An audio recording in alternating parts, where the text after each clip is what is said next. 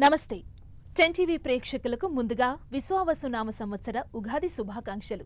అసలు పంచాంగం అంటే ఏంటి? ఉగాది పండుగను ఎలా జరుపుకోవాలి? ఈ విషయాలను తెలుసుకుందాం. మనతో పాటున్నారు తత్వం చారిటబుల్ ట్రస్ట్ వ్యవస్థాపకులు, భారతీ తీర్థ పురస్కార గ్రహీత బంగారయ్య శర్మ గారు. గురుగారితో మాట్లాడదాం. ఉగాది విశిష్టతను, పంచాంగానికి సంబంధించి చాలా విషయాలను తెలుసుకుందాం. నమస్తే గురుగారు. 10 టీవీ తరపున మీకు ఉగాది శుభాకాంక్షలు. ముందుగా నమస్తే అమ్మా.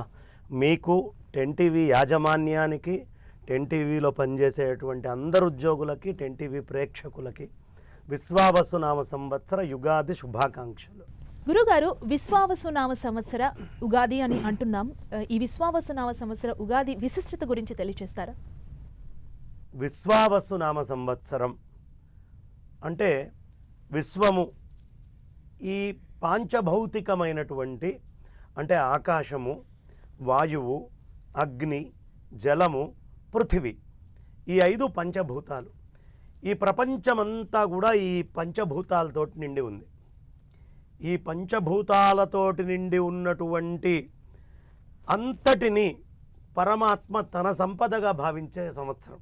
అందుకనే దీన్ని విశ్వారాట్ అని కూడా పిలుస్తారు పాణిని ఆయన యొక్క అష్టాంగ అధ్యాయిలో. అదేవిధంగా ఈ విశ్వారాట్కి రాజెవరయ్యా అంటే గ్రహరాట్ అయినటువంటి సూర్యనారాయణమూర్తి. ఈ విశ్వావసు చాలా అద్భుతంగా ఉండబోతోంది. చక్కగా ఆనందంగా తృప్తిగా అందరూ ఉంటారు.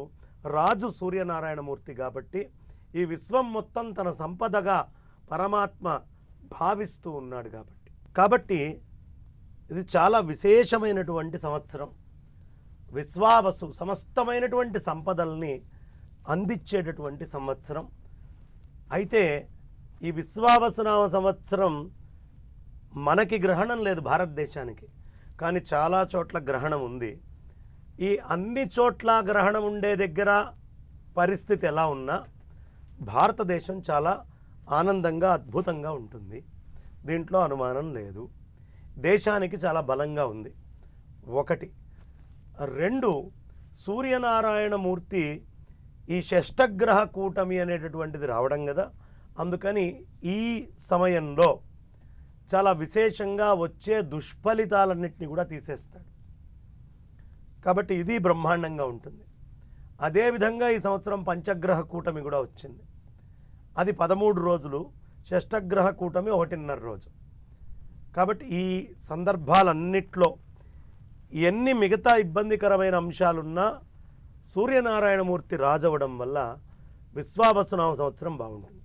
అష్టాంగ హృదయలో ఆయన చాలా ప్రత్యేకంగా ఈ అద్భుతమైనటువంటి విశ్వావసు అనేటటువంటి దాన్ని విశ్వారాట్గా చాలా విశేషంగా చెప్పారు. 6వ అధ్యాయం 128వ సూత్రంలో. కాబట్టి ఈ సంవత్సరం చాలా గొప్పగా ఉంటుంది. వేదంలో విశ్వావసు గంధర్వము అనే ఓ మంత్రం ఉంటుంది. ఆ మంత్రము చాలా విశేషంగా ఉంటుంది.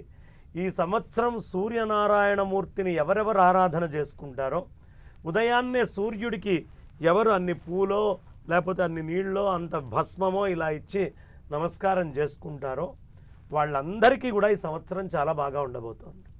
ఓకే గురుగారు.